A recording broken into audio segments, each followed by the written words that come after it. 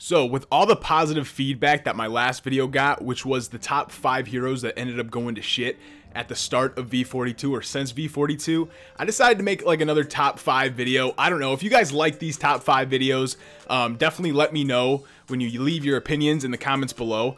And I also do hope that you enjoy this Richter gameplay. This comp was screwed to shit, but we ended up going off with Richter, and I solo a crunch in this gameplay, and it's crazy. But in this video, I want to talk about my opinionated, all opinion guys, but my opinionated top 5 abilities that are OP as shit, bro. Top 5 abilities that are not only OP as hell from the heroes, but also annoying as shit. And I want to make this video short, don't want to make it that long, so I just want to jump right into it, just like how I did my last video. So the top 5 abilities that I do think are a bit overpowered and just annoying as hell. So if you guys do agree with me, please leave a comment. Whether it's positive or negative, you guys don't agree with me and I don't say a hero that you guys think has overpowered abilities, let me know down in the comment section below, because I love reading those comments and I love replying to those comments, man. Positive or negative, man. I'm gonna heart them anyway, baby. I'm gonna give them a heart, a nice thumbs up too. So what I want to start with, in the hero that I want to start with first in her ability, is Lieutenant Belica, bro. Now, it's not the Void Bomb, man. It is not the Void Drone, but it's the stun that she has, man. Now, not only does it now upgrade every level with ability damage, but it also upgrades the stun effect and how long the stun actually lasts. I think it goes all the way up to 2.4 seconds. But anybody who's played against Belica knows that 2.4 seconds feels like a fucking lifetime, man. It feels like an eternity. And if you have like her and somebody else that adds a slow to you, or adds like another stun, like let's say Dagger hits you with her orb, or Rampage hits you with his Kobe rock, then you know it's gonna be like, you know, it's gonna be literally like a 6-second stun, man, and you're gonna die most of the time. So I think Lieutenant Belica's stun, it's not the fact of like the ability damage that pisses me off, but I think it should be a solid like 1.5, you know, second stun. I don't think it should go anywhere over 2 seconds, man, because like I said, in the midst of the game and as fast as the game goes nowadays, I do think that 2.4 seconds feels like 5 seconds, man. I feel like it's an eternity, you know, and it leaves open a lot of opportunity for you to die, because I mean it does what it's supposed to do, man. It stops the opponent so that your teammates can come and finish the job, or you can finish the job. But literally,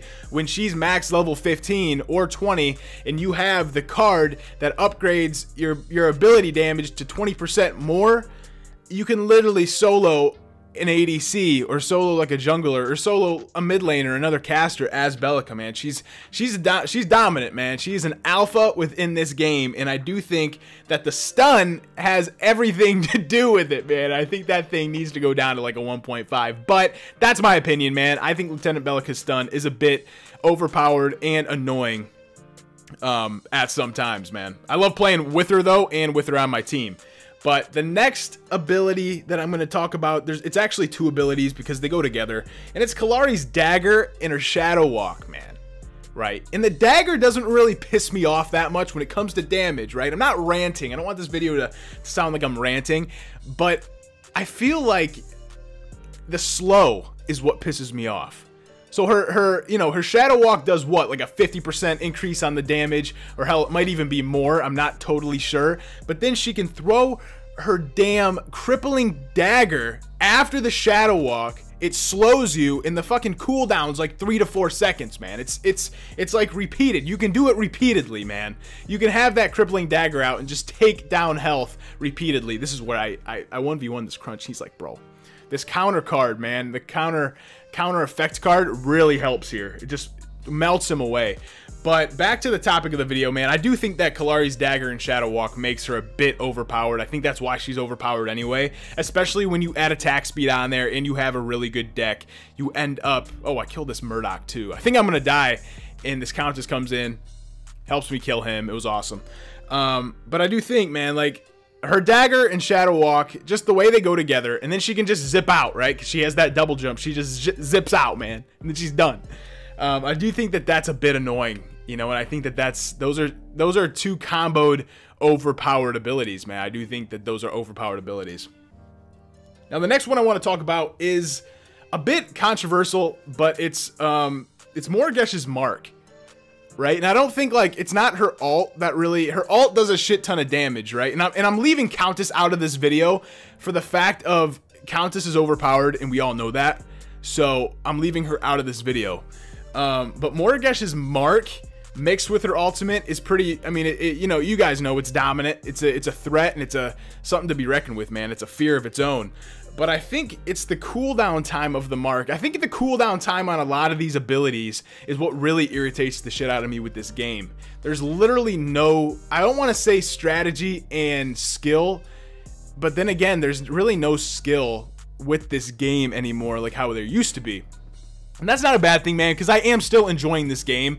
I just think for casters, the cooldown time is ridiculous. And Morigesh's mark, she can literally hive you and then mark you once or twice. Use her ult and you're done, right? And there's it's inevitable, right? It's inevitable. There's no way to get out of the death. So, and I mean, I'm sure there's a card, and I'm sure you can get ability armor and more health. That makes it, you know, that makes you more substantial, like how I am with Richter in this gameplay. But at the end of the day, man, if you're Gideon going up against Morigesh, odds are you're going to lose, bro.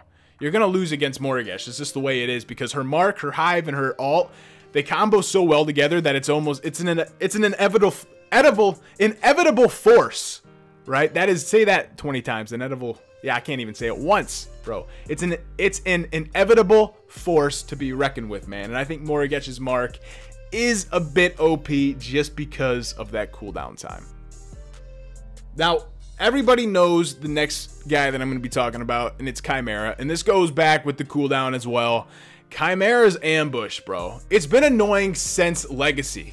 It really has. Since he came into the game from Legacy, ever since Monolith came around, and that cooldown has literally been like 4 to 6 seconds. I don't know, man. I think that he is still an overpowered jungler, and they haven't done anything really to screw with him, right? They kind of tweaked his spirit regen a little bit, but that was about it, man. Like, they left everything the same. And I mean, he's a dominant jungler, and he has ways to, you know, that you can counter him. But dude, his ambush is ridiculous, bro. Like, I hate that cooldown because that's inevitable too. You can't get out of that death. You know, if you're running away or something, you might have like speed boots or whatever, and so that you can, like, you know, try to get away faster and whatnot. But literally, man, it's almost, you're basically done. You're basically done if you end up getting caught by Khaimera. He ults you, uses his unleash, and then uses his ambush multiple times. There's no way to get out of that. There's really no way that you can actually get out of that. So Khaimera's ambush, we've been talking about it for a long time, and I don't know, man. I do think that it's just annoying, and I think it's a repetitive ability. And if he has a lot of mana, which, I mean, I don't really run into Khaimeras that put points into intellect, but if he does have some mana, he can spam the shit out of that ability and literally just melt you. He can melt you up, man. And the fifth hero that I want to talk about, this is more of an annoyance. It's really not an overpowered hero, I don't think. I think he's a bit more balanced because he had the rework, but I think it's Iggy, man. Iggy was annoying in Legacy.